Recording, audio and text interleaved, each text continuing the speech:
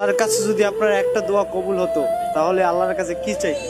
আমার বাবাকে আল্লাহ যেন ব্যস্ত নসিব করে, ব্যস্ত সর্বোচ্চ যেন নসিব করে, ওনার কপালে যেন রাখে, এটাই দোয়া আর কি। গভীর রাত হয় যখন আমি ঘুমাই তখন আমার বাবার কথা মনে পড়ে। আমার যখন ফ্যামিলি থেকে কষ্টগুলা পাই, ভাই মা বলেন, ভাই বলেন, বউ বলেন, আত্মীয় স্বজন বলেন, বা আমি কখনো একটা বিপদে পড়লে যখন বাবা আমাকে আগলাই ধরতো, হেল্প করতো, এখন তো এগুলো পাই না।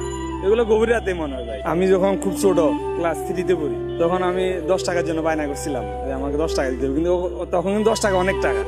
আমরা যখন স্কুলে যেতাম তখন আমাদের 1 টাকা দিত, 2 টাকা দিত, হাইস্ট 2 টাকার বেশি কিন্তু দিত না। আমি 10 টাকার জন্য বায়না করছিলাম আমার 10 টাকা দিতে হবে। মারছেও, যদিও মারার পর 10 টাকা দিয়ে নিজে স্কুল নিয়ে দিয়েছে। সন্তানকে এত বড় করে লালন পালন করে নিজের ইচ্ছায় নিজের পছন্দে বিয়ে করায়, দেখা গেছে এরপরে বউ নিয়ে বা শাশুড় শাশুড়ি নিয়ে আলাদা থাকে, মা বাপের খবর রাখে না, বৃদ্ধ মা বাপ অনেক কষ্ট করে। এটার থেকে কষ্টকর কিছু হয় না মা বাপের জন্য। এই জায়গা থেকে সবারই শিক্ষা নেওয়া উচিত যে মা বাপ যতই বুড়ো হোক না কেন তাদেরকে সবসময় নিজের সন্তানের মতো আগলে রাখার জন্য।